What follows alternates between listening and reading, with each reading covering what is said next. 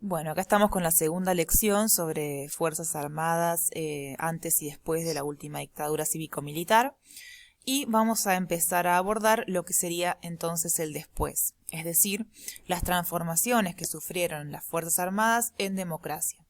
La incorporación de nuevas funciones, la incorporación de nuevos valores, en un proceso de transición que, hay que decirlo, es sumamente complejo y del cual existen muchas interpretaciones, así como periodizaciones. Lo cierto es que durante este periodo, todos los actores políticos tuvieron que amoldarse a las nuevas características de la coyuntura y de alguna manera aprender a jugar el juego de la democracia. Y en este sentido, las Fuerzas Armadas no fueron la excepción.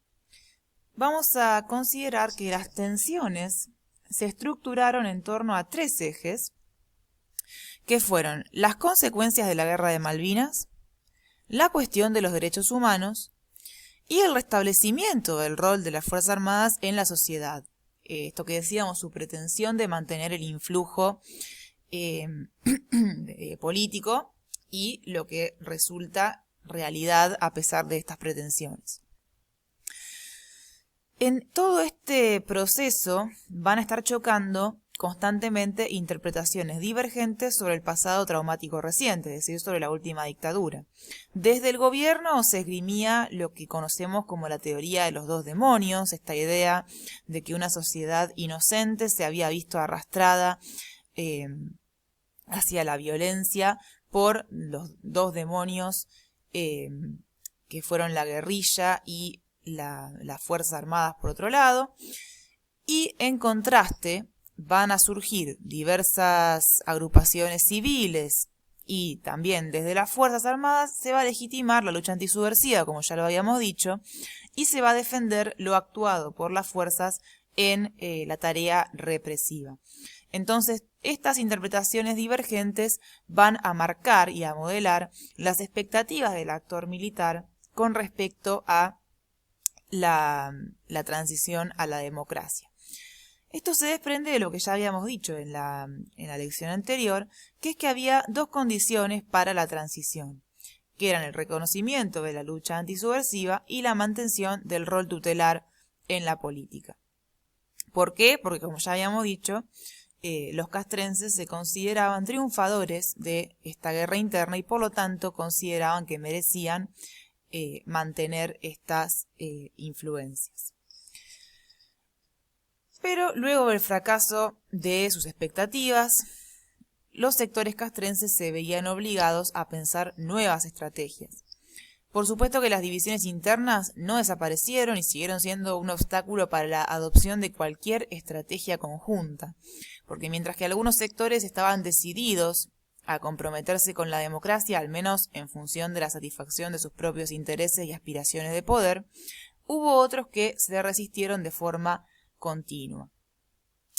Dentro de estos casos de resistencia, en particular, me he dedicado en los últimos años a estudiar a una agrupación de la esfera extra institucional, como fue la Agrupación de Familiares y Amigos de Muertos por la Subversión, o FAMUS, que sostuvo durante los primeros años de la democracia un discurso reivindicador del accionar de las Fuerzas Armadas durante la dictadura. Entonces, la resolución de estas rispideces entre los mismos miembros de la institución y quienes los apoyaban sería un desafío a largo plazo. Vamos ahora a abordar estos tres ejes que ya mencionaba. El primero, la cuestión de Malvinas. Lo cierto es que ahí los militares sufrieron con particular dureza el fracaso de su gran proyecto nacionalista de recuperación de las islas, que se tradujo en una serie de consecuencias inmediatas y en otras de más larga duración. Las reacciones durante los primeros meses fueron heterogéneas. Pasaron del ocultamiento de los excombatientes que iban retornando al continente al establecimiento del feriado del 2 de abril en conmemoración de lo que aún se consideraba como una gesta heroica. Muchas fueron las estrategias que, en definitiva, ensayaron los militares para cerrar las heridas abiertas por la guerra. Los jóvenes que habían participado en ella quedaron a la deriva, sufriendo las consecuencias de este eclecticismo interpretativo sobre el conflicto. Y acá vamos a tomar a Lorenz, sí, que lo tenían indicado para leer en la bibliografía, como referencia. Estos chicos de la guerra, como se los denominaba, habían pasado de ser héroes, bastiones de los mejores valores de la juventud nacional, a ser víctimas. Se habían convertido en los locos de la guerra, y nacía así un colectivo muy particular, que fue justamente el de los excombatientes. Estos no respondían ni pertenecían ya a la institución militar, pero guardaban en su memoria ciertos rasgos del pensamiento castrense que se les habían impuesto en los meses de combate. Para Lorenz, entonces, la identificación entre los caídos en la guerra y las víctimas de los crímenes de lesa humanidad se volvió patente a final del conflicto bélico, pero los excombatientes reclamaban otro rol en esa coyuntura, uno activo, donde no aparecieran como simples víctimas, sino que pudieran contar sus experiencias, respaldados por el aparato ideológico-cultural que se pone en marcha durante cualquier conflicto bélico para apoyar psicológicamente a quienes deben matar o morir. Quienes habían participado de Malvinas como combatientes necesitaban agruparse para defender su visión de los hechos, centrada en un profundo nacionalismo y la adopción de un discurso cercano al revisionismo histórico, obteniendo así consuelo frente a un proceso incipiente de desmalvinización, iniciado por el gobierno de Raúl Alfonsín. Esas tensiones se pusieron en manifiesto parcialmente en los levantamientos cara pintada de Semana Santa del 87, donde participaron, como vamos a ver más adelante, varios excombatientes. El segundo eje de las tensiones en la postdictadura para las Fuerzas Armadas, y quizás este sea el más relevante, fue el relativo a la cuestión de los derechos humanos. En este aspecto, dentro de la institución, las resistencias al proceso de juzgamiento fueron intensas y unificaron nuevamente a los militares. A ello se sumó el fracaso de la estrategia de autodepuración propuesta por Alfonsín. La corporación militar se cerró fuertemente en ese sentido y se estableció, como dijimos anteriormente, un consenso mínimo entre sus miembros. En este caldo de cultivo fueron emergiendo progresivamente núcleos duros de resistencia a las visiones y representaciones esgrimidas por el gobierno y sostenidas por la sociedad en su conjunto más amplio. Entonces, así los militares promocionaban la idea de que había existido una guerra interna en la cual la sociedad había pedido de la ayuda de los militares para salvar, entre comillas, obviamente, a la patria. Y se empieza a forjar un relato que Federico Lorenz ha denominado como la Vulgata procesista, una narrativa reivindicatoria de la dictadura, anclada en la noción de unas fuerzas armadas convocadas para combatir al enemigo de la nación. Ahí reconocían únicamente errores y excesos típicos de una guerra no convencional que se había llevado a cabo contra lo que ellos denominaban el terrorismo.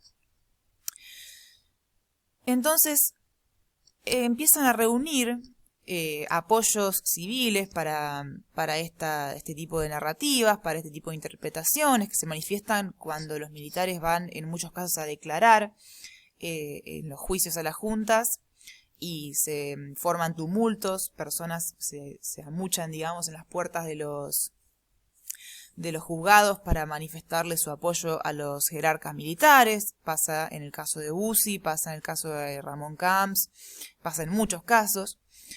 Pero por supuesto, para que este discurso fuera efectivo, los militares lo acompañaron con la idea de que la amenaza subversiva seguía vigente, ¿no?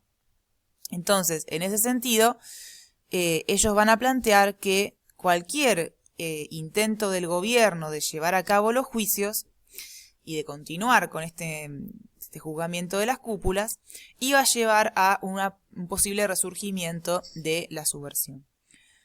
Entonces, a lo largo de todo este periodo se evidencia una enorme y muy fuerte resistencia a lo que va a ser el proceso de juzgamiento. Y el resultado de esta resistencia van a ser el paquete de denominadas leyes del olvido, muy distintas entre sí, que son, por un lado, las leyes de Alfonsín, el punto final, en primer lugar, y luego la obediencia debida como consecuencia del levantamiento de Semana Santa, y finalmente los indultos menemistas con los cuales los militares van a lograr su objetivo de sembrar un manto de olvido, al menos temporalmente, sobre los crímenes cometidos. Entonces, Sobre todo hay que destacar que los distintos gobiernos, las administraciones democráticas sucesivas, adoptaron diversas estrategias frente a la cuestión de los derechos humanos y frente a la cuestión militar en sí, que esta cuestión militar es lo que Paula Canelo va a denominar los debates por encontrarle un nuevo rol a las Fuerzas Armadas en democracia y lograr el control civil del poder castrense. Dentro de esta cuestión militar, ella señala la existencia de políticas militares y políticas de defensa. ¿En qué se diferencian? Las políticas de defensa son aquellas que buscan desarrollar mecanismos que permitan a las Fuerzas Armadas cumplir su rol de defender a la sociedad cuando sea necesario. Mientras que las políticas militares son aquellas que buscan desarrollar mecanismos que protejan a la sociedad frente a los intentos de golpe de Estado o de profanación de la verdadera tarea de las Fuerzas Armadas. Todo esto tiene que ver con el tercer eje que habíamos mencionado, según nuestra interpretación, el tercer eje de tensión, que sería encontrar un nuevo rol a las Fuerzas Armadas y establecer el control civil de las mismas. Para ello, el Estado adopta estrategias, como dijimos, muy diversas. Alfonsín encara en un primer momento una estrategia de juzgamiento, ¿no? de los crímenes de lesa humanidad, que podríamos decir que termina en un fracaso parcial. La política inicial de juzgamiento bifronte, es decir, juzgar tanto a los militares de las juntas como a las cúpulas guerrilleras, y esta interpretación basada en la teoría de los dos demonios. Pero mientras tanto va a desarrollar también una política militar de reducción del presupuesto de defensa, motivo por el cual Canelo va a sugerir que en toda esta etapa hay una predominancia de las políticas militares por sobre las de defensa. Es decir, hay más políticas orientadas a reducir la influencia militar y los recursos militares que políticas orientadas a redefinir su rol con una política de defensa clara. Los castrenses se van subordinando al control civil mediante diversos paquetes de leyes. Realmente no era fácil despolitizar a los militares y otorgarles un nuevo perfil profesional en un contexto en el cual se venía de una dictadura militar tan duradera, sobre todo porque también desde la Constitución del Estado Nacional los militares habían sido considerados como los guardianes de los intereses y de los valores de la nación, como ya lo hemos dicho, y su soberanía, etc. En esta nueva etapa, las Fuerzas Armadas declinaron su presencia como élite socioestatal y eso causó un fuerte impacto en las autorrepresentaciones e identidades de sus miembros. En este sentido, tomamos los trabajos de Frederick, Masson y Soprano como referencias. Entonces había que lograr integrar a los militares y a los civiles y fomentar el entendimiento de la defensa como una más de las políticas públicas y no como aquella que domina el resto. En este sentido, Marcela Donadío plantea que el Parlamento fue un actor privilegiado para el dictado de normas que apuntaran a estos objetivos, sobre todo en lo relativo al manejo del presupuesto, ¿no? Durante el gobierno de Alfonsín. Y acá situamos todo este paquete de leyes que Alfonsín implementó, reduciendo el poder y la autonomía de las Fuerzas Armadas mediante, en primer lugar, la Ley de Ministerios de diciembre del 83, luego los decretos número 280 de diciembre del 83 y 436 de febrero del 84. De esta manera, los comandantes en jefe fueron subordinados al jefe del Estado Mayor Conjunto en el planeamiento de operaciones y varias de sus funciones fueron asumidas directamente por el presidente de la Nación y el ministro de Defensa, o colocadas bajo control del Ejecutivo y del Legislativo. Una de las más importantes fue, de hecho, la decisión sobre los ascensos militares. Vamos a continuar en la segunda parte viendo cómo la estrategia alfonsinista prioriza la política militar y cómo la resistencia se va intensificando por parte de los militares y esto va a generar una gran conflictividad en la delimitación de un nuevo perfil profesional y de un nuevo rol de las Fuerzas Armadas en democracia.